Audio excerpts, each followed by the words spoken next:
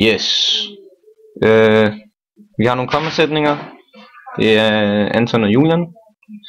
Og den første kommasætning, den er: She bought apples, pineapples, oranges and peaches. Og der er en opremsning ved efter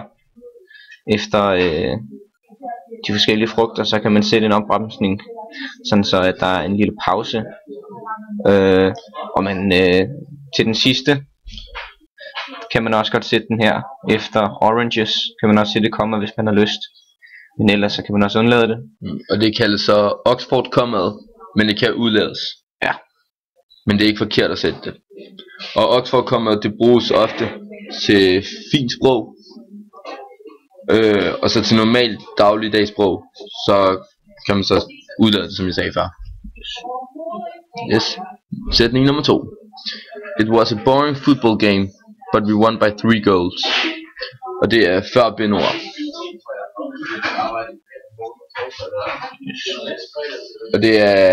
Og det bruger man hvis to sætninger de adskiller, hvis de er uafhængigt adskilt af hinanden.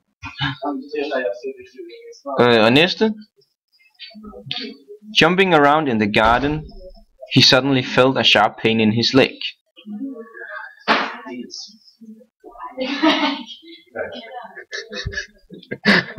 Den kender Anton. Og det er efter introducerede elementer. Yep. Okay. Lad os se sådan der. Den fjerde. Yes. Julian's ambition becoming an artist is now in his reach. Og det er omkring parentesiske indskud. Og næste: Julian once said, Mikkel is ugly. Her har vi brug af citater, og der findes mange regler, men her der har vi kommet før sætningen, så der både er en opbremsning, og så man også er bevidst om, at sætningen er bagefter.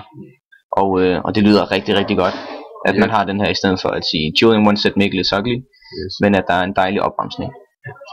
Og så næste sætning, det er: Julian, are we Christians? Og det er direkte tale, og så laver man lige et komma efter Julian, for ligesom adskille navnet, ligesom man ved om ligesom snakker til ham, og så siger man så hvad man gerne vil sige. Og den næste: Jonas tries to help Julian, but he doesn't get it. Der er lige stavefejl, men doesn't. Nej. Ja, doesn't. Nej, vi har bare sat det sammen. Og der har vi brug af med de kommaregler med før bindeord, som vi også fortalte hvad var før. Ja, som er heroppe ved 4'en her. Jeps. Jeg ved ikke hvordan man udtaler det der seance. Okay, så tager jeg den. Ja. After a long seance of torture, he died painfully. Og her er der brug af billedet først i sætningen, og den beskriver noget med tiden, da seance, det er på dansk seance, som er et forløb. Og der er nemlig nogle regler her, når vi snakker billedet først i sætningen, at hvis det beskriver tid, sted, så skal det komme først. Ups.